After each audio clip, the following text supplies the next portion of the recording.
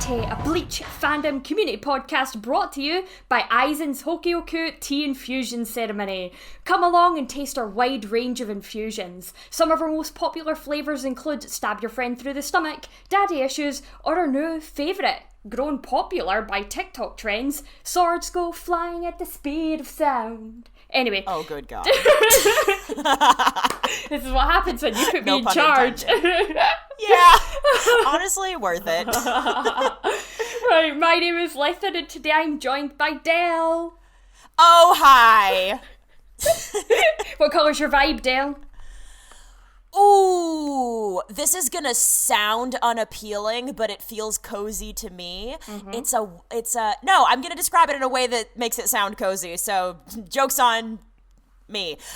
It's like a cozy, warm, medium to light gray, like fluffy sweaters and storm clouds. I like that. You know this, Lethan, but yeah, I love cloudy weather. I love cloudy days, and I finally got a cloudy day today, which is such a rarity in the summer in Nashville. So I'm feeling cozy and happy, and I've got my mug of coffee, and it is warm and in my hands, and I'm in a good mood. So that's me. What color is your vibe? Oh, I love that. I'm going to go with the weather too. I'm going to go with a brilliant, dazzling blue, like the clear sky that we currently have today in Scotland. My least favorite. That's not true. We rarely see it. In small doses. Nice. I literally can't do it every day though. No. That's too much sun. That is fair, yeah. It's been our first time we've had it for a while actually, so... Although there is two clouds out there that look like they're making a bit of an angry face at me right now. That's a bit strange. I don't know. I absolutely thought you were going to say that are making out, and I don't know what that would even be, because they're clouds. That's an interesting idea, actually. Maybe they are. Maybe that's what's going on. Maybe. It's nice to know somebody's getting some action. And they don't want you look. That's a bit disrespectful of you, really. Right. Well, it's right outside my fucking window, Dale. What am I meant to do about it? Yeah, that's true. They should get a room. They should. Right. Anyway. We have 4 episodes to cover today, and this is the vibe we're already setting off with. This is going to be a good episode. We're providing, I think, an equal ratio of good content to filler to the good content to filler ratio that was in these episodes too. So true. Here we are. Right. Well, we kick it off with those sweet episode recaps then. Yes, let's. Okay. So, we begin with episode 294, Impossible to Attack, the Sealed Genryūsai. Just as Ichigo arrives on the scene, Head Captain Yamamoto finally decides to get involved. Good timing, I guess, because as Aizen confirms, Old Man Yama is the only captain remaining who can still attack. Never to be outdone, Aizen pretty quickly stabs Yamamoto through the stomach, but this gives Yamamoto the chance to grab Aizen's arm, effectively capturing him. Yamamoto uses his Ryujin Jaka to produce giant pillars of flame, and he doesn't seem too bothered by the fact that this will destroy both Aizen and all of the fallen captains and lieutenants, none of whom are in fighting shape, and all of whom, Yamamoto says, are more than ready to die in order to bring about Aizen's downfall.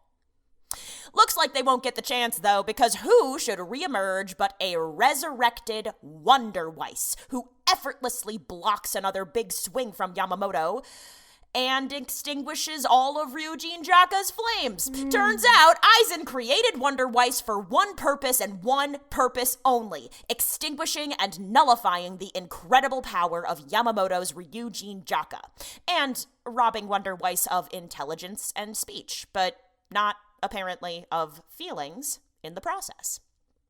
So, Yamamoto rips off his shirt, and he and Wonderweiss begin exchanging hand-to-hand blows. Wonderweiss grows more hands, and combat escalates, and eventually, Yamamoto uses the Sokotsu technique to land a crushing two-fisted punch into Wonderweiss's stomach, destroying him. Which would be fine, if not for the fact that the flames of Ryujin Jaka were sealed inside Wonderweiss's body, which explodes in a giant gout of fire. Yamamoto blocks the brunt of the attack, but suffers some significant injuries. Aizen steps forward to gloat, or to finish Yamamoto off with his sword, or both? Unclear, but Yamamoto summons the strength to grab Aizen's ankle and enacts a very scary-looking Hado 96, while, from above, a masked Ichigo readies an attack. And this brings us directly into episode 295. It's all a trap! Engineered bonds! As Ichigo descends, Yamamoto's Hado 96 goes off, and we learn from Aizen that this is a forbidden Kido technique, which uses the body of the wielder as a catalyst for destruction. Immediately after, Ichigo, still masked up, unleashes, you guessed it, a Getsuga Tensho, and hits Aizen and sends him smashing through a building. Ichigo pursues, but Aizen, now sporting a pretty serious-looking shoulder wound, informs Ichigo that he's missed his chance to kill him. As Ichigo expresses his doubts, Aizen's wound begins to close. This isn't hullification, as if Aizen would stoop so low. Nope, Aizen has fully fused with the Hogyoku, which he reveals to be embedded in his chest. Aizen offers some additional commentary. Apparently, Ichigo's Ryatsu has developed in exactly the way Aizen wanted it to. And apparently, every battle that Ichigo has fought was all a part of Aizen's plan. And, just in case we, the humble viewers, have forgotten, the anime takes some very generous pains to show us all of those battles. Like, all of them. The rest of this episode is all flashbacks of Ichigo's most formative battles, y'all. That's it. That's it. That's literally it. Yeah. And that bleeds into episode 296, The Shocking Truth, The Mysterious Power Inside Ichigo, where we get more filler of the flashbacks for like the first 10 minutes of this episode. Anyway, after that, we get Ichigo being berated by Aizen for raising his voice. Ichigo's absent father appears just as Aizen starts to hint at all the things Ishin should have told him, but didn't. Giving Ichigo a beautiful Glasgow kiss, he proceeds to take him away where you'd think they'd chat about things, but no, we're not having any of that. Ichigo's fine with the situation as it is, has no questions for Aizen or anything, explaining that he learned a lot from someone when it came to handling these difficult topics. Aizen assesses how powerful the barrier is that Ishin put up, noting that it's completely covered their spiritual pressure, when Gin appears behind him. Gin wasn't just sightseeing, however, but looking for a moment to make himself known, noting that Aizen didn't seem like he needed any help with Ichigo. Speak of the devil, and he's sure to appear as Ichigo flies at Gin, clashing blades with him as his father steps out to draw his sword against Aizen. After flicking Aizen like a fly, Gin reminisces on all the good times Ichigo and he had together. And then we begin episode 297, The Extending Blade, Ichigo versus Gin, with the continued clash between Ishin and Aizen. Aizen dodges all of Ishin's blows until Ishin unleashes a clutch Hado 63, which hits. Meanwhile, Gin comments to Ichigo that it's been a hot second since the two of them fought each other, but Ichigo claims that he doesn't remember.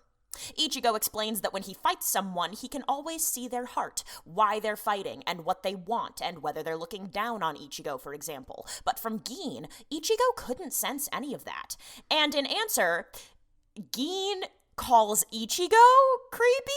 Guess it's all a matter of perspective, huh? Gin starts to explain how his Zanpakuto works, telling Ichigo that his Bankai, Kamishini no Yari, can extend for 13 kilometers.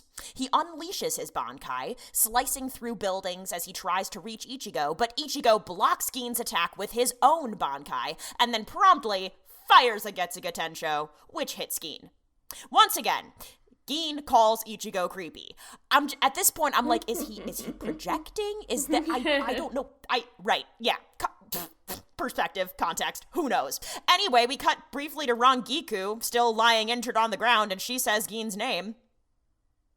Okay. Back in battle, Ichigo delivers some incredible insights about the true dangers of Gin Zanpakuto. The speed at which it contracts, not the length of it, is the scariest part. Gin expresses that not only is his Zanpakuto the longest, but it's also the fastest. It can shoot forward at 500 times the speed of 2 hands clapping. This, Gin claims, doesn't give Ichigo the chance to win. Aizen and Ishin's fight continues. Ishin observes that Aizen seems to be slowing down. Has Aizen reached his limit, Ishin asks. Aizen answers in the affirmative, but clarifies that he's only reached his limit as a soul reaper. At last, Aizen claims, the Hogyoku, which has a will of its own, I guess, is beginning to understand Aizen's thoughts and manifest his desires, which, Aizen says, is the true purpose of the Hogyoku in the first place. The Hogyoku can break down the barrier between Hollows and Shinigami, sure, but that isn't all it can do. It can bring about miracles, like Rukia giving Ichigo her powers, and Orihime and Chad developing their abilities, and destroying the wall that separates those who are gods from those who aren't, apparently. Aizen finishes his speech as Gin and Ichigo now look on. And all of a sudden, he is blasted through the shoulder. Mr. Hattenclogs is back, baby! Guess we'll see what Urahara Kisuke is gonna bring to the battlefield next time. Wow, yeah, finally, about fucking time. Yeah, God, right? Yeah, like, where the fuck you been, man? Yeah, I know. That was, frankly, I think that's the theme of these episodes, is where the fuck have you been, man? Like, both Yamamoto going like, yes. I mean, sorry. And Ishin as well. Ishin, Yamamoto, Kisuke, and frankly, Gin getting involved too, because Gin straight up said, he's like, I never found an opportunity to help you until right now. What? Yeah. God. I mean, I know Yamamoto justifies why he wasn't doing anything. He was setting up success for Ryujin Jaka, which I think actually is a reasonable excuse, as much as I am always inclined to absolutely shit on him. But there is something about like, yes, all of the captains have fallen, and now you're going to step up and draw your sword. Like, dude, now? You couldn't have done that before? Okay. I was about to do the whole, you know how, like, you get these, like, you get the sexist jokes, right? For guys, it's always, they never follow instructions and they always get lost because they don't use a map. I'm like, that's where half of them were. They just didn't know where they were going because they didn't have directions. Yeah! They refused to stop and ask for directions. Yeah. I mean, in their defense, this is fake Karakura Town, so it's probably slightly harder to find, but that's also a really bad excuse. God, Ishin would not. Ishin would never ask for directions. He would never ask for directions. Never. No. Absolutely not. I can't really see Gin asking for directions either, even though he was already there, but it's still funny. Yeah, I also feel like Gin just kind of always knows where he's going. He's so uncanny that I trust him to just show up places. Yes, and Urahara, I can see Urahara asking for directions, but not taking a person seriously when they're given the answer. Right, and pickpocketing them. Yeah. No, he overslept, 100%. He just slept through his alarm, and now he's here. Oh gosh, you know what? Urahara's got the same energy as Red Gerard. Do you know who Red Gerard is? Oh, that name is familiar. It should be, because I know you like snowboarding, don't you? Oh, yeah. Wait, should I know who this is? Probably. So effectively, it was maybe about 2-3 Olympics ago. He won for America. It was. I know who this is. He won slope style, but he won it. He woke up late. He overslept, lost his jacket, had to borrow his friend's jacket, and still won gold. I'm like, that's Urahara. Dude, he is 22 now. Yes, he's 22 years old. He was a baby now. when he won. He is also my height. He is 5'5". Oh, he's tiny. He's so short. Sorry, Red. Not that he'll ever listen to this, but like, you know. That's also, funny. Being short is not a bad thing. Normalize short people. Yeah. But yeah, that same energy of like sleeping in, losing a jacket or losing a hat and just showing up late and still winning is like, yeah, that's the same kind of energy. All of these siblings, he has a lot of siblings and they all have really cool names. Anyway, I don't want to deviate too far, but I don't know. Yeah, definitely same energy. Yeah. I mean, I know we've Similar got a lot hair, of too. like American listeners, actually. A huge portion of our audience is American. So if you didn't know something about your country, you just learned something today. Red Gerard, look him up. Yeah. Anyway, yeah. Right, well, I do manga and anime differences then for episode 294. Yeah, please. We have 3 chapters. We have chapter 393, The Burnout Inferno, 394, The Burnout Inferno 2, and 395, The Burnout Inferno 3. Creative titles. The differences for this episode is just a few bits of like extended chatter between some of the characters, but nothing massively stood out except for Aizen saying to Yama in the dub, if I fought you, I'd be at a distinct disadvantage, whereas in the manga he says I'd probably lose, which I think is a big difference. Like, I'd be at a disadvantage versus I'd probably lose is a big difference. Yeah. And added flashbacks, of course, plus the dialogue in some of those flashbacks. So when we were seeing like the scenes with Wonderweiss being created, most of that was effectively filler, whereas it was like a brief panel in the manga. Sure. And then fight padding, the usual fight padding, a bit of dialogue between Yama and Wonderweiss, and that is us. Wow. So pretty decent, not too bad. Not too bad. Yeah, not at all. Also, yeah, I know that doesn't surprise me.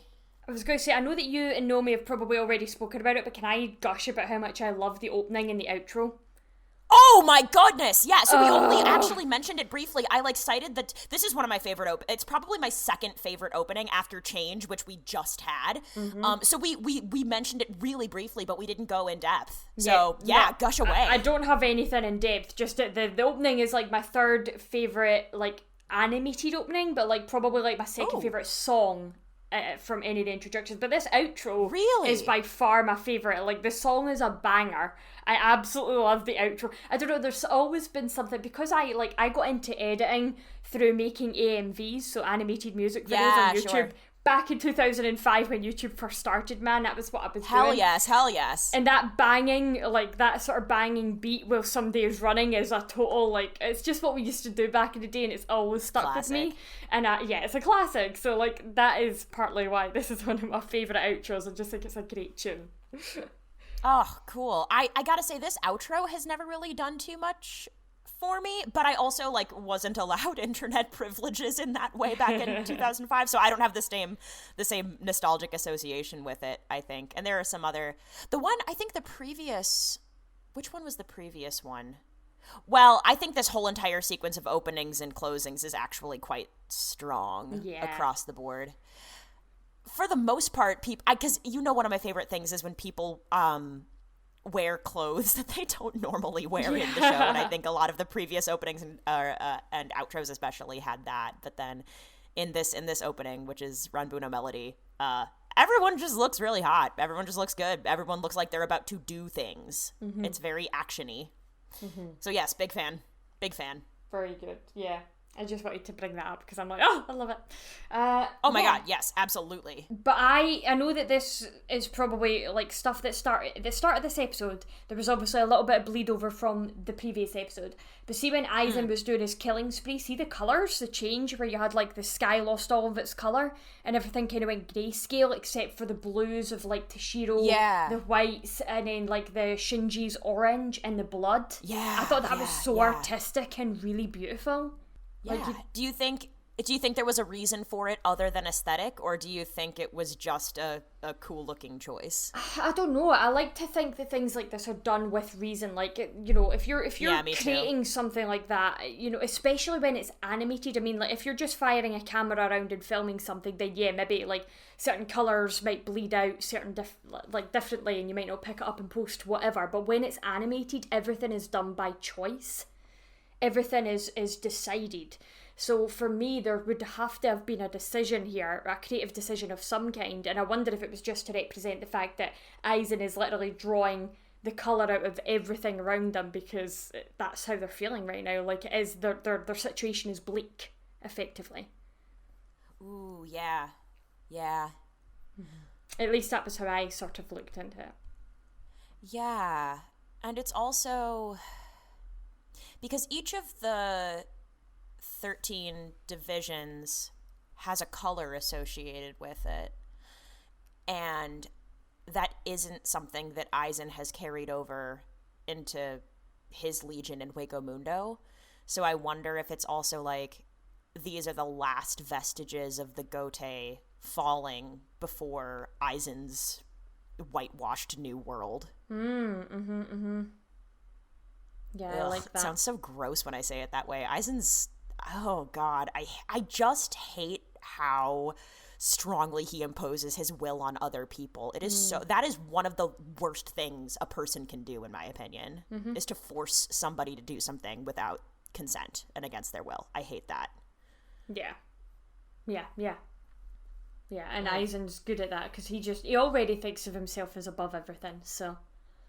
Yeah, exactly. Ooh, that made me think of a question, but let's put a pin in it when we start talking about the Hogyoku. Oh, okay. If I forget, which is very likely, remind me to ask a question about Aizen thinking he's a god. Okay, you're we'll see if expecting that me is to enough. remember? You're expecting me? We're such a lost cause. Wait, let me type up a note. I'm typing up a note to myself right now. Because there's no chance. If Nomi was here, fair enough, but Nomi isn't here. Yeah, you're fucked. You're fucked. Hang on. I went to go type and I was like, now what was I supposed to? I got it. Okay. That's how bad it is. I know, this is God. cursed. Hang on. Yeah, welcome to our podcast. We're idiots. Oh. If you all have stuck with us this far, then you already know we're idiots. Yeah, it's fine. It's fine. Yep. But we're our idiots. Yeah, we're your idiots. Yeah, well, yeah, we're your idiots. Yeah. Oh, it's good. Okay. Well, speaking of idiots, presumably. Oh no, that could have been a really cringy segue into Wonderweiss, and I didn't mean to do that at all. Brilliant, that's amazing. Ooh, hate that, actually. I actually think that's hilarious. It's, because I also, God, Wonderweiss is so fucking tragic that way, though, Yes. because it sort of related to what I was saying before about Aizen imposing his will on other people without their consent or whatever, but oh my god, this creature was just, so he has feelings, but he doesn't have any intelligence, and I guess he has enough intelligence to know his name and speak it to Aizen, and then other than that, he just like makes sound and doesn't say words. I think Wonderweiss is the pinnacle of living, breathing creatures just being functional to Aizen. And in Wonderweiss's case, it really is just, it really does make me so sad. And it's not just because he has this childlike form, although that doesn't help. It's just so, I'm at a loss because it is so intense. Wonderweiss is Aizen's Pokemon. Oh, yeah. Can only say his Ooh. name, does his bidding, does whatever is told. Aizen's only using him for that purpose. That is effectively what he is. Yeah. Just to draw a serious parallel, but that's yeah. No, yeah. Well, I mean, but depending on how, I mean, I know it's all trendy to be edgy about your interpretations of Pokemon. And, understand. Yeah.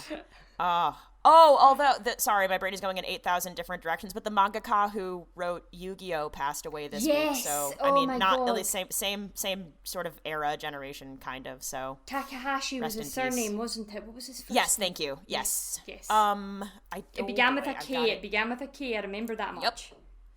Yep. Kazuki. That's it. Kazuki Takahashi. Mm-hmm. Yep. Yeah, R.I.P. legend, absolute legend. Yeah, truly. Yeah. But yes, Wonderweiss that is tragic. And all the things that Yamamoto was saying, this is probably one of the few times I do agree with some of what Yamamoto was. Yeah, I found myself agreeing with Yamamoto a lot here. Mm-hmm. Yeah, you can draw loads of parallels of stuff to real world if you want you to get real serious and in depth about that. There's loads of people that just buy dogs just cause, and people that get have kids just because, and it's they don't treat them right, and it's it's just right. Yeah. Aizen just thinks of himself as above everybody, and he has a right to do this sort of thing, and he doesn't. Yeah. I also, I had a thought when they were talking about the creation of Wonderweiss with regard to how Aizen moves through the world, because they make a point of expressing that Wonderweiss doesn't have the capability of speech or intelligence, but that he does have feelings. And Yamamoto, in a surprising-ish show of empathy and humanity, I thought, because that's not really what Yamamoto is known for. He's a pretty ruthless dude. He says, okay, Aizen didn't take away Wonderweiss's feelings. What a cruel thing to do. And I sort of wondered, Aizen stripped away all of the non-essential functions from Wonderweiss, which were speech and intelligence and such. And I almost wonder whether it didn't occur to Aizen to strip feelings away, because Aizen himself doesn't experience feelings like that. Mm-hmm. Yeah, I wonder what his purpose was for keeping them there. I think I sort of wonder whether it actually didn't occur to him. Like, I think Aizen... Oh, right, I see. Because Aizen, I don't get the sense that Aizen empathizes or feels He's like deeply a psychopath, for others. isn't he? Frankly, I don't know enough about clinical diagnoses to make assumptions with like those specific labels attached to them. So someone else who is like well versed in that can do that, and I'm not going to. But yeah, I think there is something clinical about Aizen and his lack of feelings and empathy in that way. Yes. Mm-hmm. So I think he maybe didn't. He just kind of skipped over that when he was building Wonderweiss, because he doesn't engage with feelings in that way. I just think it maybe didn't occur to him. Not that he would ever admit that. That's actually a really good point. That's a new headcanon. I agree with that. I like that idea. Ugh, I mean, I don't like awful. it, you know what I mean? So but awful. like, I don't like it. Oh, but no, like of course. I like the explanation of it. Yeah. To lighten the mood a little, I've got... yeah, please, actually. Yeah, I've got Aizen had a little moment of, are you listening to me? With Yamamoto. Wait, sorry, Discord cut out. Can you say that again? Yeah. Are you something me? Yeah, Aizen had like a little moment with Yamamoto where he was like, are you listening to me? It was just like, that! Yes. That was the energy he was letting off, and it just made me laugh, so I was like, that's really funny, actually. Yeah. God, what a weird relationship. Because we know that Kyoka Suigetsu is so powerful, and so of course Yamamoto was subject to its effects, just like everybody else. But what a weird relationship to be like, all right, you're my former boss, but now fuck you in this really particular way. The power structures are kind of silly in that way. It's interesting dynamic, isn't it? But I also want to ask you, do you think that Ichigo and Yamamoto planned that attack? No. Do you think Ichigo just saw an opportunity and went for it? Yes, I don't think, because Ichigo is a more strategic fighter than people give him credit for a lot of the time, but I don't think Ichigo was aware that Yamamoto was going to do what he was going to do, but I do suspect Yamamoto might have been keeping an eye on Ichigo's movements, because I would say Yamamoto is almost definitely a more strategic fighter than Ichigo, and so the idea of once he had his big flame attack like set up, he could have let it off at any time, and so he probably chose to do that when he knew that Ichigo was going to be able to follow up pretty quickly. Yeah. But no, I think Ichigo was just going for it. Yeah, no, I agree with that.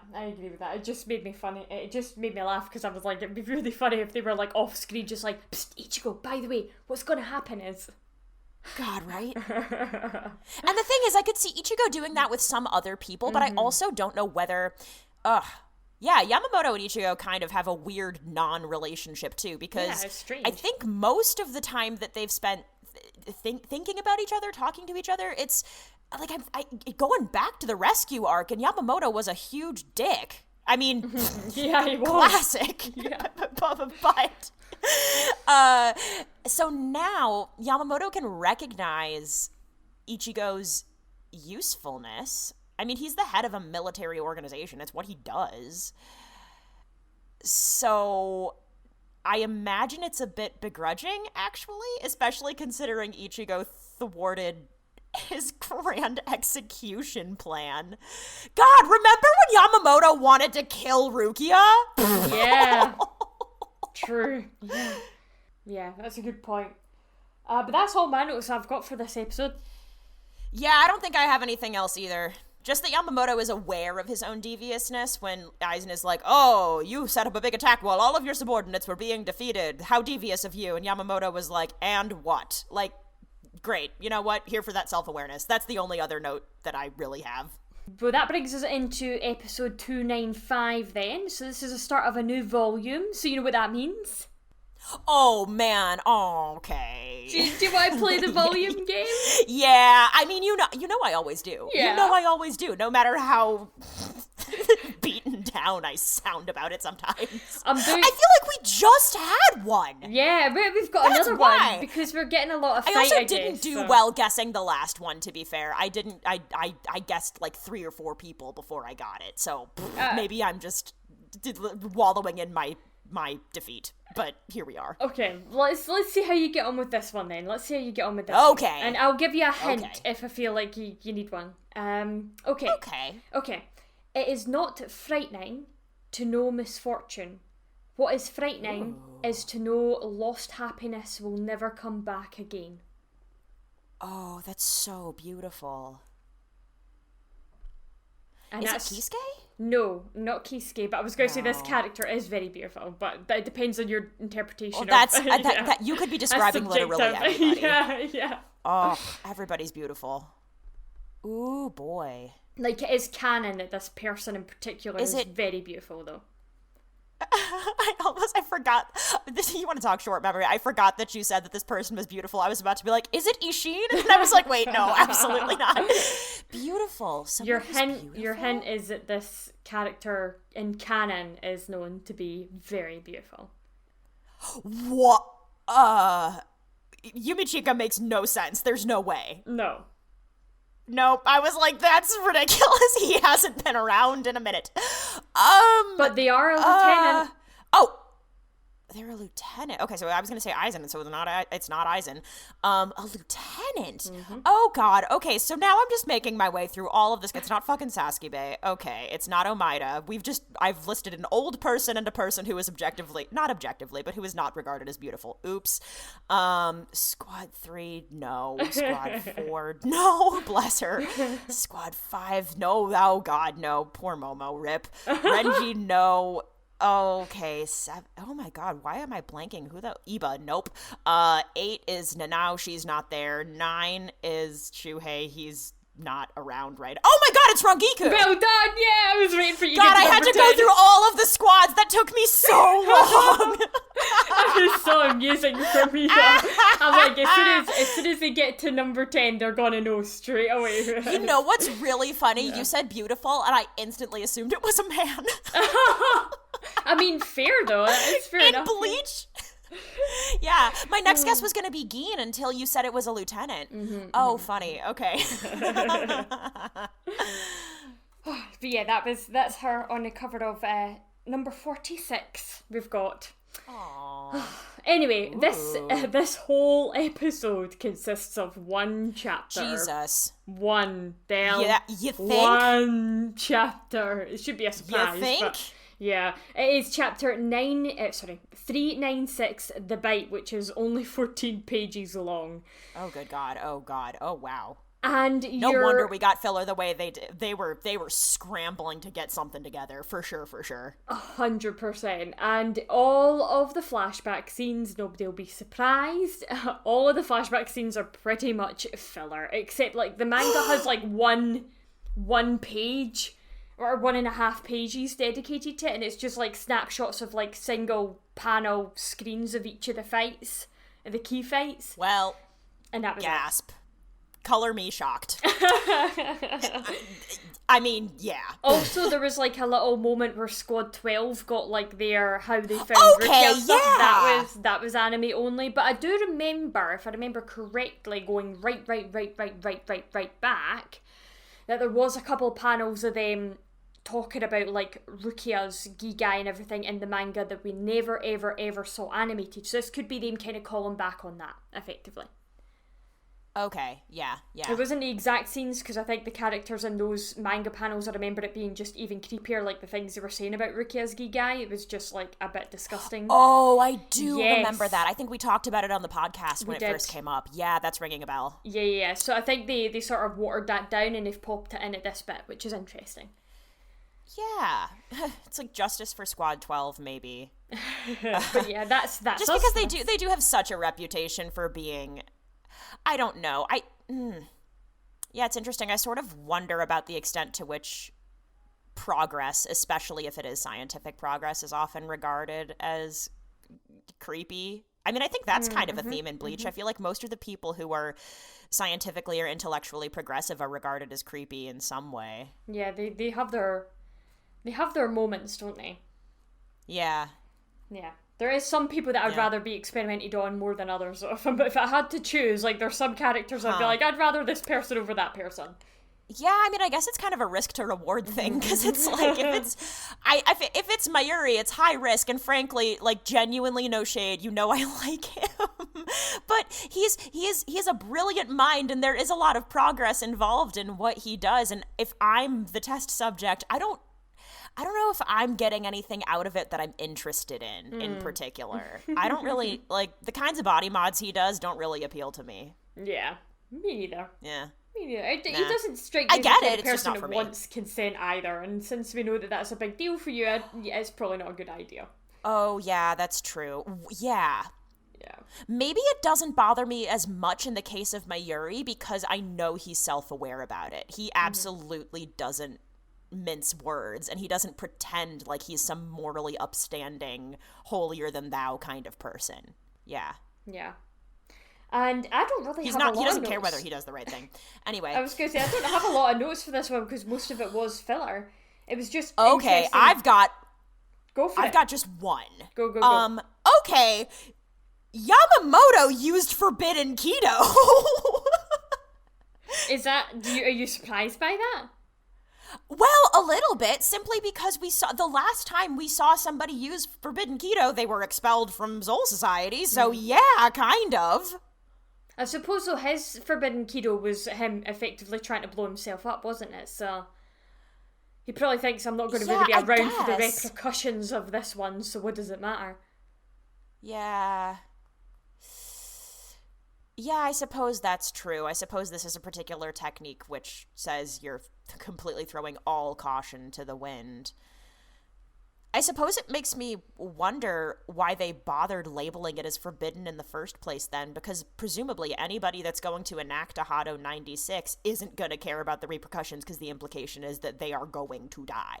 So... maybe because of the damage it can do as well, so... I guess maybe forbidden keto is probably like the list of keto that just doesn't get taught. Like, you don't get taught, you have to maybe figure that shit out on your own, or... Yeah. So... yeah, I was speaking with a person just this week who was talking about, we were talking about keto headcanons, because that's my life. And this person sort of presented, I'm not sure whether they consider it a headcanon or whether it was just a cool idea or a theory in the context of some fic and some RP and stuff, but the idea being that a person could have maybe... like, they see the Keto Corps as a fairly academic and bureaucratic place, and the idea is in order to make it into the Keto Corps, potentially, you might have to demonstrate some novelty and some incredible facility with keto, and present it to this examination board, kind of like defending a thesis.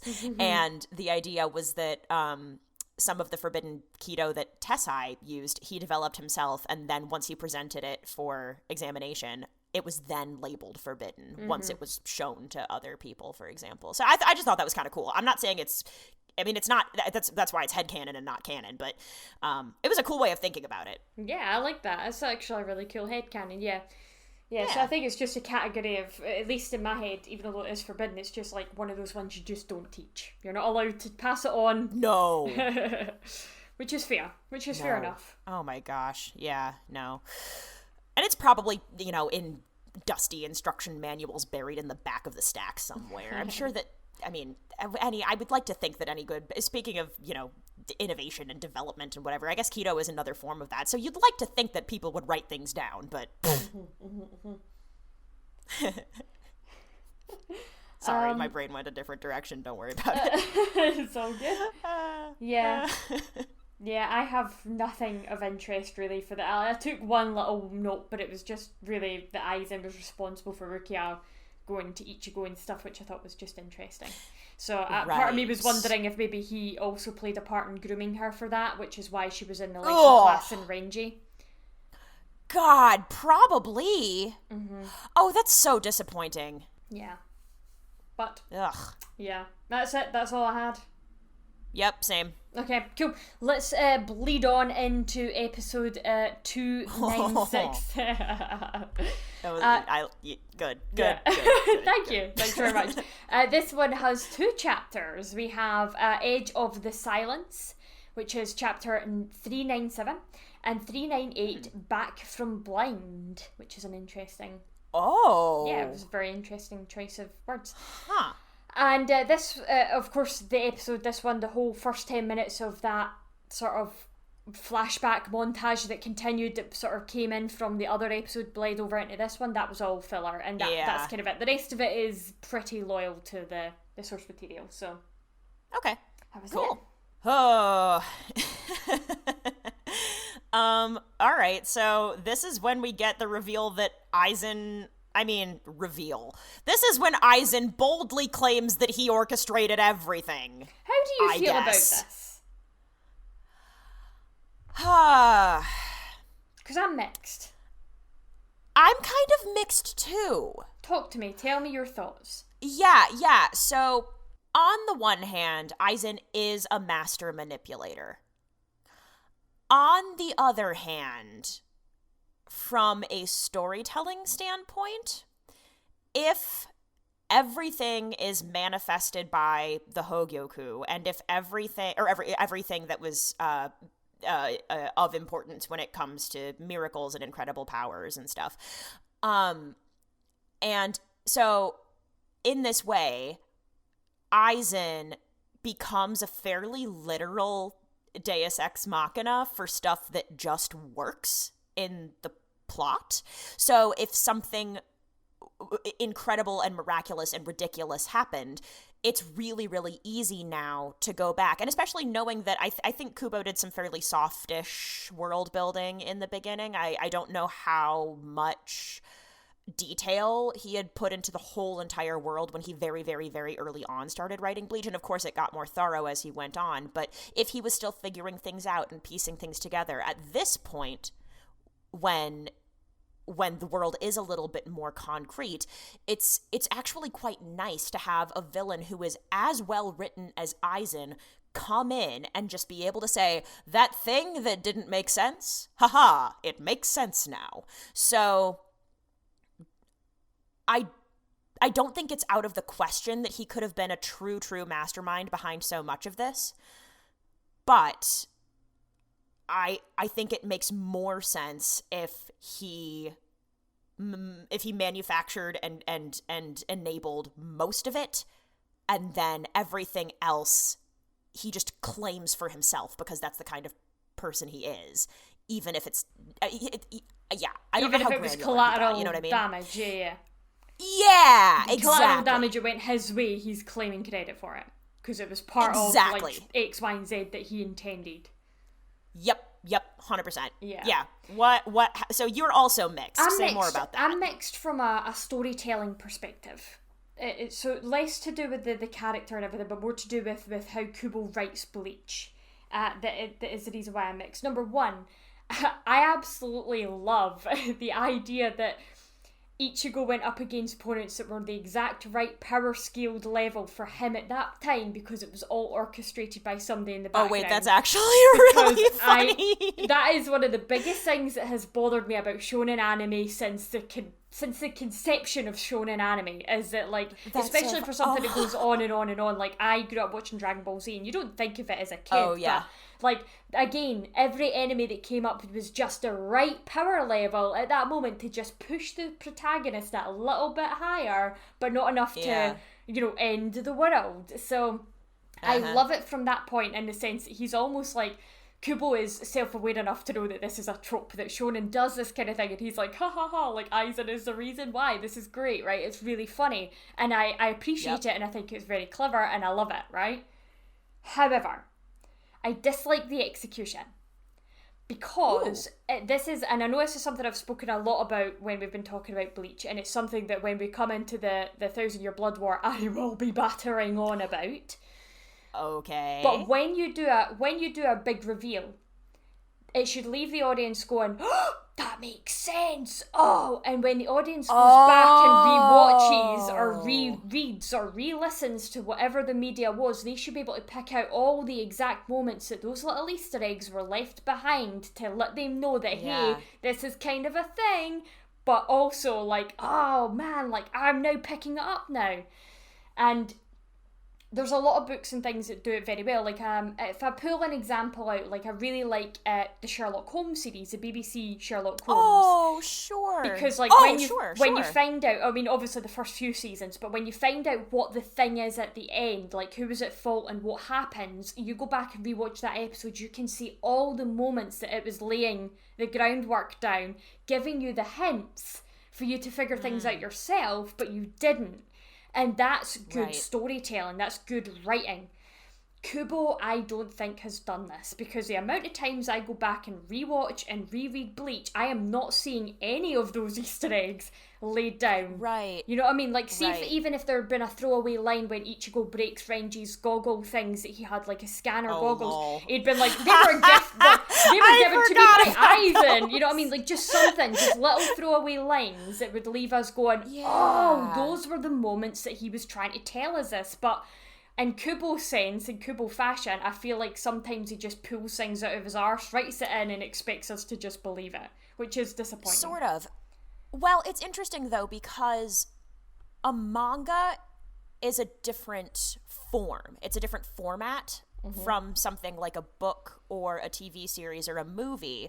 And this is because, so I was listening to, there's a podcast that finished, last spring, I think. Have you heard of the Magnus Archives, Lethan? I don't know. It's like very popular on Tumblr. No. Yeah, so it's a horror podcast. It's some of the best writing, like podcast writing that it's scripted, that I've ever encountered in my life. Primarily written by a guy called Jonathan Sims. The titular character in the show is also called Jonathan Sims. So if you've seen that tag floating around Tumblr, that's why. It's silly. I like it a lot. But so it's this big, long serial podcast thing, and when it wrapped up, the cast and the crew and the writing team did some, like, Q&A series overview. They did that at the end of each season, but they did, like, a sort of bigger one, I think, at the end of the whole entire piece, and they were talking about some feedback that was pretty similar to what you're saying about Kubo, and the main writer, Jonathan Sims, said something to the effect of, like, your criticism makes sense. However, it's difficult to be that thorough in a format where the stuff that happens is just out in the world and you can't go and change it. Like, once a podcast episode of a serialized fictional podcast is out there in the world, it's just there. It is what it is. There's no editing process after. Like, you know, if you notice something that should have been dropped in episode 60 and it's episode 160, you can't, like, go back to episode 60 and make an edit because the podcast is out there in the world. And a manga chapter is the same way. So if Kubo was world building softly at the beginning, I can't fault him really for not including those Easter eggs the whole entire time, because it's not like he could release manga chapter 350 something and then go back and make a change to manga chapter 5. Yeah. Manga chapter 5 is already out in the world. Which is fair. Like, I understand that. It's just, I guess, the difference between somebody that has planned their series, knows all their twists. Yeah, I don't think it was a big old storyboard writing as they go, you know what I mean? So, and I do think, though, that if you are writing as you go, you do have to be at least a little bit mindful of the groundwork that you've laid down previously and not trample on it too much. Which I don't think this part does. This part doesn't. There are stuff that will come in the last arc, which does for me. Oh, hard agree. The last arc was less good about that in a pretty major way. Yeah. I agree. Yeah. So Yeah. But yeah, this one here, because you're right, he's got the soft world building at the beginning. You can go back and argue the points, but it's a difference between somebody that is a great storyteller and somebody that's just writing as they go. Kind of like fan fiction. Like a lot of authors just write fan fiction as they go. For sure. You know what I mean? And once those chapters are out, they can't really. Sure. You can go back, I suppose, and edit them, but people have read them. You know what I mean? But yep. So it is kind of like that difference, isn't it? Yeah. Yeah. So all things considered, I think your criticism is really, really legitimate. And considering how softly Kubo built this world, I think using Aizen in this way as a storytelling device isn't the shittiest option. He did a pretty okay job tying things together. Agreed. And I like the Kubo, idea that he Aizen. covered that trope. You know what I mean? That usual shonen trope. I like it. I do like it. But yeah, that's all I've really, really got here. I think that covers most of what I wanted to talk about here as well, except to say when Ichigo asks a really good question, which is, why did you believe I would be a great research subject? Once upon a time I was just a dude. Like, yes, good question, Ichigo. And then of course we're reminded that his dad's a whole ass soul reaper, but you know what, whatever. And Aizen has the fucking nerve to say, I knew about you since you were born. I'm like, sir, you stole that line from Shinji. You stole that line from Shinji, straight up. He did. Yeah, he did. You're right. I didn't even notice that. Well done. It's so, oh my god. But speaking of that Shinji, cool. I mean, honestly, probably. Yeah. And the thing is, even if he wore all of Shinji's clothes, he wouldn't crack it. He just doesn't have the same attitude. Not even once. Mm-hmm. Don't even try it. You're gonna hurt yourself. Plus, also, Aizen with his tongue pierced makes me feel really weird. Ooh, yeah, no, cursed. Something that we've made note of, I know Nomi and I have talked about this, and I think you've maybe been on the pod a couple of episodes when we've talked about this, but in thinking about the way that people refer to each other and people refer to Aizen, like the idea that Momo still calls him Captain Aizen. Mm-hmm. It is of note that as Aizen is looking around, he says Hirako Taicho. He calls Shinji Captain Hirako. So it's kind of, So maybe it's just that they're so used to this particular kind of etiquette and formality, or maybe it's that these old relationships continue to be important even if the relationships have changed. Mm-hmm. But so it's not just Momo to Aizen, for example. And Aizen not just Shuhei calls to Shinji Captain Tozen too. as well. Yeah. Yeah, yep, Shuhei to Tozen. Yep, that's another one. Mm-hmm. Yep. So yeah, those are the only notes I had though. Love it. Right, well that brings us into episode 297 then. This one uses three chapters on one page. So we've got chapter 399, Deicide, 400, Deicide 2, 401, Deicide 3, and the first page of chapter 402, Deicide 4.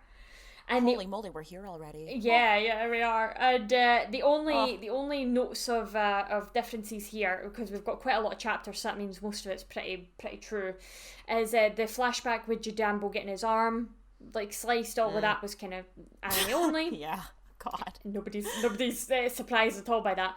And a little bit of someone losing an arm in Bleach, how novel. A little bit of Ichigo and Aizen fight padding as well. That was also filler. And also as well, I just wanted to call this out because I thought it was interesting. See in the sub, I don't know if you'll remember this. See when Gin was explaining like how far his Zanpakuto can reach, did he use kilometers or miles? Because it was different for the dub and the manga. No, did he? He used kilometers in the sub. In the anime, it was 13 kilometers, but in the manga, it was 8 miles. I just thought it was interesting. Like, you know what? Go off. They've covered all their bases. Localization team. They've covered all their bases between them all. It's fine. Yeah. Well, they didn't use football fields, did they? So I'm a little disappointed. Oh gosh, right. I have one major note in all capitals. Oh, yeah? Yeah. I was right about Rukia and the Kayan thing. Like why she was weak in the world of the living, and why she didn't use her Shikai was because of how upset she was over Kayan. I didn't even realise.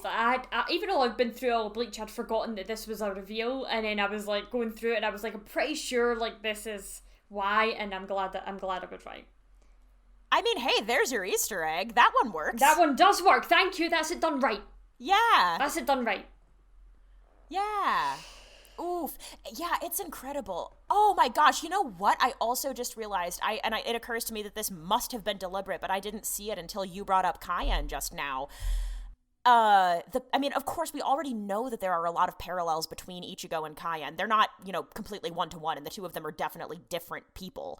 But in this episode, when it's confirmed that that was how the Rukia's powers situation ended up the way it did, this is also the episode when Ichigo, completely unprompted as far as I can tell, he gets very poetic, but he starts talking about heart, and it's just like, oh, so now I'm sort of wondering whether he thinks about battle the way he does because the first time he received his powers, there was like a little bit of Cayenne energy kind of shooting through all of that, and so now I like that heart idea. is at the forefront of his mind when he fights people. Yeah. Has that ever come up before though? Like, has he ever mentioned this No! before? Not even one time! Or if it did, I sure don't remember. I think this was new. Yeah, I thought it was new too. I was a bit like, okay, Ichigo can sense hearts now. That's never come up before. That's my note. I do sort of wonder whether it was the kind of thing that was so intuitive to him that he didn't bother talking about it. Probably. You know how sometimes you just think something is absolutely obvious, and so you don't say it, and then so there was only cause to say it once he was talking to Gin, because as we know, Gin is fucking weird. Yeah, yeah. So yeah, no, that's a fair point actually. Yeah, yeah. I like that. Okay, I wrote down my question. Okay, because so it's about the Hogyoku. Right. We now know that, according to Aizen anyway, the Hogyoku's whole thing is manifesting desires and making these desires a reality in some way. And so when Aizen is thinking about his own, which is so, like, buddy, his own godlike status, I guess the question that I have is, do you think that the Hogyoku manifests desires and hopes and wishes like Aizen says, or do you think it just gives shape to stuff that's kind of already there, just like cements things that are inevitable? Is it actually about what you desire, or is it just a catalyst for stuff that was already going to happen? I wondered, this is probably me getting too deep with this, but I wonder if the Hogyoku is a physical representation of like the law of attraction.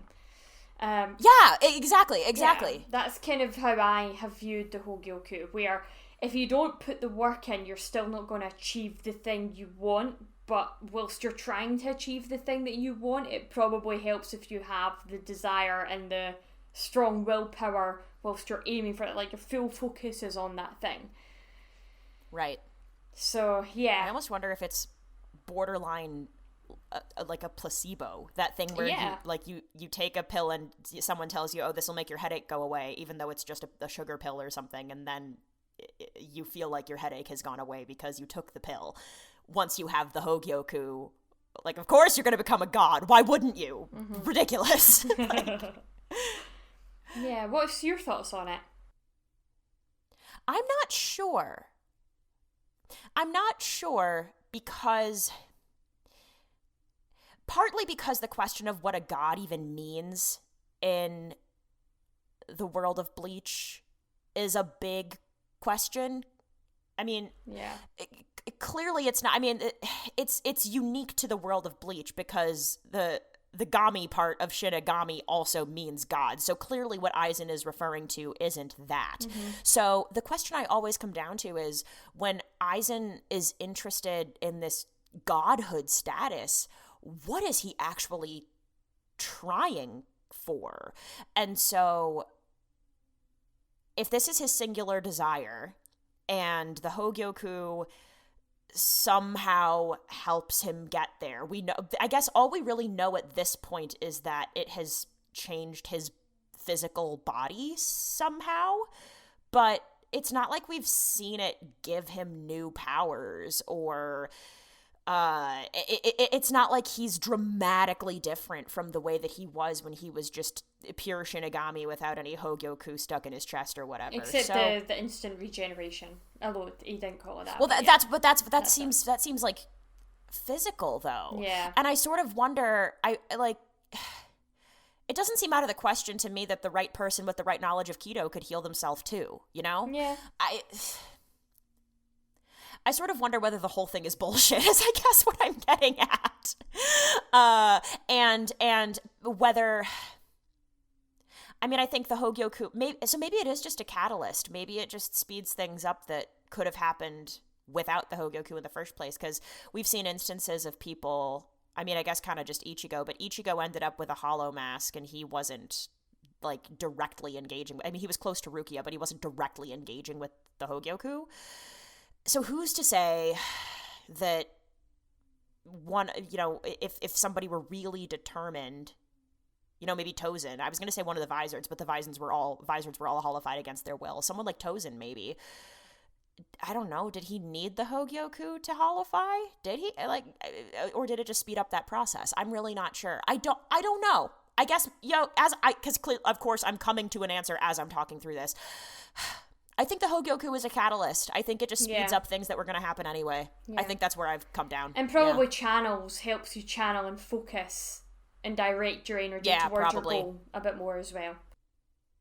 Yeah, but it's the same thing as, like, wearing a ring that reminds you of the school you want to get into or something. Yeah. I feel like it's a bit that. Yeah. I like that. Yeah. It's when you put it in your chest, you become the donut version of whatever you're after. Oh my gosh, I'm actually making donuts today. Aizen is now a donut. Oh my god, please make an Aizen donut. They're meant to be apple pie donuts, so we'll see how that goes. He could be an apple pie donut. Ugh, no. No? I don't. No. Wait. If Aizen were a donut, what flavor do you think he would be? Oh god, I feel like he'd be like a custard guy. Mostly because I don't like custard, so I feel like that would be him. Oh, really? Yeah, I'm not a fan. I'm actually quite a fan of custard. Oh, yeah. Yeah. No. He'd either be that or like cream filled yeah. donut. Like, yeah. Just any flavour I don't like, he can be. That's fair. Whereas Ichigo would obviously be a strawberry jam. Oh, yeah! Wait, that's so cute. Orihime is all of them. Yeah. Orihime is She's kind of an apple pie donut. Orihime kind of has apple pie donut. Yeah, I could energy. see that. Yeah. I could see that. Yeah, I feel like you know how you get some of those alcoholic shots that like you take a shot of it, and even though it's hot, it's like cold on you. It leaves like this cold aftertaste, like a minty thing. I feel like Rukia would be something like that. You would take a bite and it would leave like that cool kind of minty aftertaste. That would be Rukia. Uryu is gluten-free, and you can tell.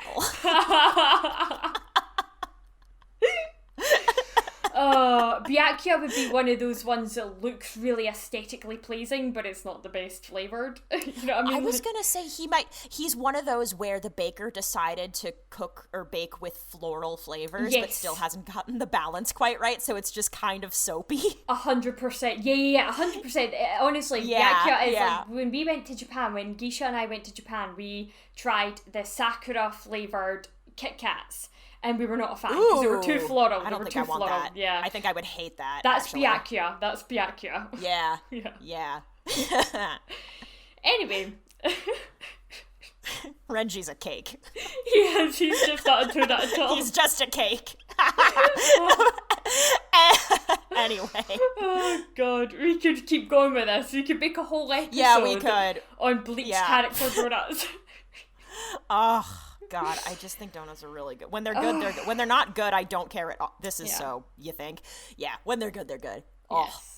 You're putting me in the mood for a donut right now, and I'm still on my diet. And it's here miserable. to help. Ooh, today is the day of the week when I don't care. So. That's fair. Yep. Calories do not count today. Well, no, they do. I'm just choosing not to care about it. Right. I've got my usual, because I can't not, but Gin is a grower, not a shower. 100%. Yeah, as I was writing the summary, I was like, I could make the joke. But I had to write 3 summaries, so I decided not to, and I was like, well, there were no dick jokes in the other one, so I feel like this is a departure. Yes. But yeah.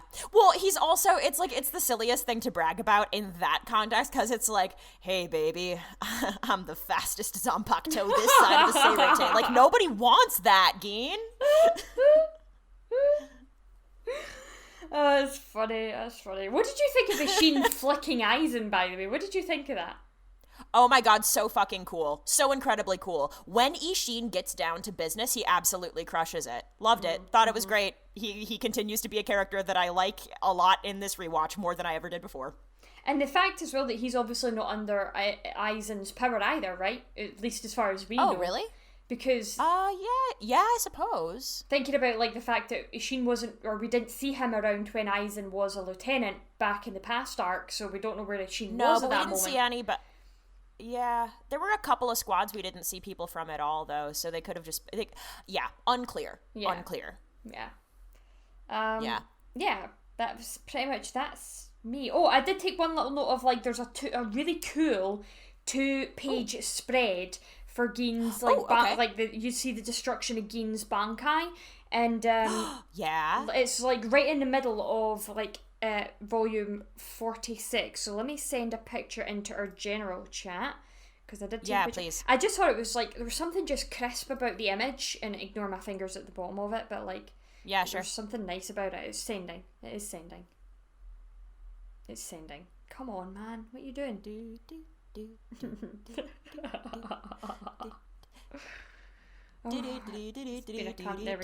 Oh, that is so beautiful. Right, it's really cool. I love that. Yeah, so to anybody that obviously... God, I love a 2-page spread. Fuck. You can see it going through all the buildings, but the one that's mostly in focus for us is like the circular building, and it's like just totally clean in half, but the like shading is really nice, and it's really cool. I just thought it was... That is so a lot of detail. Cool. Mm-hmm. Big fan of that. And that's me. All my notes. Wow. Yeah, I think that's it for me too. Let me just double check. No worries. Yeah, I think I'm good. Cool. Did we have any more for delving into the Dangai, or did you just cover off some of what... No, not this week. Nomi and I think covered just about everything that was relevant and important, and we haven't had any updates since last week that I'm aware of. So perfect. Yeah. But hey, I mean, I guess if folks missed it, the trailer is available to watch all over the internet at this point. And the second, every time I see bits of the new animation, God, I just think it's so pretty. It's like a movie. Excited. It looks like a movie quality, but in it really does. Yeah, it really does. Yeah. Which makes sense if you think about how much better animation has gotten over the past 15 years or so. Mm-hmm. Just for basic, everyday, just, bop it all out on Crunchyroll and call it good. Like, yeah, seeing Bleach like that is going to be... Oh, I'm going to cry so many times. Oh, yeah, I'm excited. I am excited. Yep. All right, cool. Well, let's go into our Shinigami Cup Peroxide edition then. So who wore it best this week then, Del? Who wore it best? I said Kisuke wearing his bed head from having overslept and showing up late. I actually love that. That's actually amazing. I love that. I mean, it's just his hair anyway. His hair always looks like that, but even so. Mine is actually a manga thing. So, like Kubo likes to put in these little sketches and stuff at the beginning of some of his volumes and things. I'm going to send the image right now because by the time it comes through, I'll be done talking about it. Effectively, he drew Byakuya at the beginning of this one, and Byakuya's just wearing like normal people I know clothes. Exactly what this is. I love this image. I love it so much. Oh my god, he's so fucking handsome. This is why you said beautiful, and I immediately thought, man. Like, look at this. Oh. So to the audience listening, he's so beautiful. It is the very beginning of volume 46, and it is the very start of like Back from the Blind. You've got Byakuya, and he's holding like a coffee cup, and he's got like this file under one arm, and he's got like this really cool jumper thing on with like a scarf around his neck. Isn't it? And I think it's a scarf, yeah. It's just awesome. It looks good. So his fingers look so nimble. God, he's so fucking elegant. Yes. Ugh. All right, what about your He's ship? in one of the office buildings that Gin destroyed. He works at a tech startup. My best ship this week is Aizen and himself, because he is so clearly in love. That's amazing. Yeah. I love that. Right, mine is also Aizen. But it's Aizen. Oh, good. Aizen and a fire extinguisher. Oh my That's effectively what he should have brought to battle with him, and what he did, but in a visored form or whatever you would call it. Oh man. Yeah, that was fine. Nice. Right, what about your fandom shout out then? What have you got? Okay, this is, it's sort of a compilation image from an artist who apparently is on Pixiv, but I couldn't find them there, so I'm linking to their Tumblr. Mm-hmm. They're called Agnes Bio, and it's just a really neat art style for Bleach characters. Mm-hmm. So, fair warning, it is a little bit shippy, and some of the ships I'm sure people aren't gonna like, so there's some, like, it's actually very soft and romantic in its own way, but it's difficult to explain until you see it, so I'm just going to drop it. So there is some, like, Aizen and Shinji, and there's also some Aizen and Ichigo, which I know some people are not going to like, so if that's not your jam, then don't look at this. There's one image that is, like, mildly spoilery, but only for, like, literally the next series of episodes we're going to cover, so I don't care. And it's just beautiful, and it reminds me of, like, mid-century contemporary high color artwork. It feels like, I don't know, maybe French somehow. I don't know shit about art. I don't know what I'm saying. But and most of these pieces feature Aizen, and I just think it's a cool way to draw Bleach. I've never seen anything like it before, and it came across my dash this week, and here we are. Yeah, I like the colors. I like what they're doing with the colors. Right? Yeah, I see what you mean about some of the ships. But I love the colors. Yeah, some of the ships aren't going to appeal to people, and yeah. I mean, ship and let ship. I like the one about Aizen where he's, like, hugging the moon. That's cool. Me too. Yeah, I like that one. And it's like a younger Aizen as well. He looks younger than that image. Sort of. Like teenage Aizen, but wearing the same outfit. Yeah. It's really nice. Yeah, I like the shaving one too, just because it feels very soft, and I feel like you don't see soft Aizen in that way ever. So just something a little bit different. I really like the lighting on two of them, actually. See the Ichigo one where it's like the lighting on the top of his hair? That's really cool. And then the other one to the left of that where they're wrapped around each other, but the lighting's coming through like sail bars. It's got nice lighting. Yeah.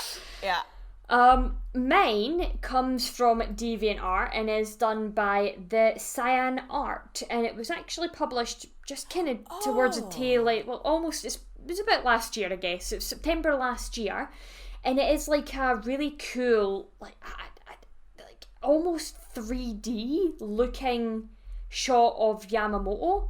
Let me pop it in the media share chat. Hold on. Oh shoot, I dropped my link in the wrong channel. It's all good. We can move it later. I was already here. I was just distracted by looking at Byakuya and his coffee. Whoa! Yeah, it's like, when you look at it, when you zoom into it and you click it open, it's like, it's got obviously like computer generated elements to it, but it's just the fire and the ember, and it's all red and black and white, and the colours are phenomenal. He looks so evil. I'm very here for this. He does. He looks so powerful as well. Yeah, he does. I don't want to fight that. Yeah, like there's magma coming up from like the bottom of his Shihakusho almost. It's really cool. Yeah. You know what? This just made me seeing this like this made me think about, not to like bring it back to discourse, but seeing this image of Yamamoto, I feel like Toshiro with all of his ice and all of his cold looks very, very similar when he's in like full busting out the stops, going all Bankai mode or whatever. So now I'm like, knowing what Shunsui says about Toshiro and is like, oh yeah, eventually he's going to be incredibly, incredibly strong. Like, in that way, is Toshiro and his ice the like spiritual successor to Yamamoto and his fire, kind of like really, really honed in on one particular element, and the element is like very intensely like fuck you and forward and punchy and big. I like that idea. Actually, that's really cool. Yeah, I really like that. This artist has so many amazing pieces as well, not all for Bleach, but like mostly other fandoms, but I would highly recommend checking out all their other artwork as well. Oh wow, yeah. Cool. Oh, cool. Any last things from you then? I don't think so. I think I've said all I need to say for now. Alright then, well, you wonderful souls, that is the end of another episode. If you like what you heard and you want to get involved, you can find us by searching The Seritate on Instagram and T Seritate on Twitter. Now, Ichigo and Rukia might reap souls, but we are hoping to reap some 5-star reviews, and that is where you come in. Make like our favourite orange-haired protector and Ichigo to iTunes and Spotify to rate us, review us, and make us feel like number one. Yeah! And to those of you listening on YouTube, don't forget to be like Chad and give us that good thumbs up. We really appreciate it. On the next episode of the podcast, we'll be covering anime episodes 300, Urahara appears, Stop Aizen, 301, Ichigo loses his fighting spirit, gains expectation, and 302, the final Getsuga Tensho, Ichigo's training, because we are skipping 2 episodes. I know! Oh, sorry. Wow. So Dale wants you to watch them. We're skipping the movie making episode. Is that episode 299, the theatre opening commemoration one? Yeah. Yeah, okay. Oh, man. Feel free to watch them, but we will not be discussing... Well, we might make... No, we won't be, tragically. God. I am sort of hopeful that when we get a release date, it'll be like late October, so maybe we can have a week off, which would be cool. But also, we could maybe do some like filler episode highlights or something. I don't know. Yeah, we could do that. That could be fun. I love the movie making episode. It's my second favorite filler episode. Well, brilliant. Well, that's good then. Feel free, if you've not seen any of these, to go and watch that one, because Dale recommends. Yep, highly. Yeah. Alright then, but we'll see you souls then. Till next time. Bye.